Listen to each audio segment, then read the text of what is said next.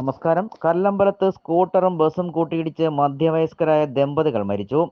കല്ലമ്പലം ദേശീയപാതയിൽ കല്ലമ്പലം വെയിലൂർ ജംഗ്ഷന് സമീപം KSRTC superfast ബസും മധ്യവയസ്കരായ ദമ്പതികൾ സഞ്ചരിച്ചിരുന്ന സ്കൂട്ടറും തമ്മിൽ കൂട്ടിയിടിച്ചാണ് ഇരുവരും മരണപ്പെട്ടത്. പരവൂർ കൂനയിൽ സുലോചന ഭവനിൽ ശ്യാം ശശിധരൻ 58 വയസ്സ്, ഭാര്യ ഷീന 51 വയസ്സ് എന്നിവരാണ് മരണപ്പെട്ടത്. ഇന്ന് വൈകുന്നേരം 6 മണിയോടെയാണ് അപകടം നടന്നത്. തിരുവനന്തപുരത്ത് നിന്നും ആലുവയ്ക്ക് പോവുകയായിരുന്ന മാള ഡിപ്പോയിലെ ബസാണ് എതിർദിശയിൽ നിന്നും വന്ന സ്കൂട്ടിയിലിടിച്ചത്.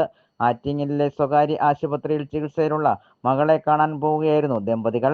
റോഡിൽ തെറിച്ചു വീണ ദമ്പതികളെ ബസ് യാത്രക്കാരും നാട്ടുകാരും ചേർന്ന് ചാത്തൻപാറ KTCT ആശുപത്രിയിൽ പ്രവേശിപ്പിച്ചുവെങ്കിലും ഭർത്താവ് മരണപ്പെട്ടിരുന്നു.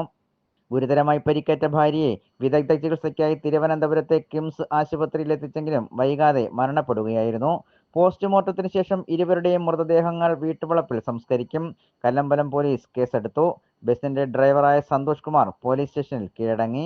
ലിയ, ലോഭ എന്നിവർ മക്കളും അച്ചു മരുമകനുമാണ്.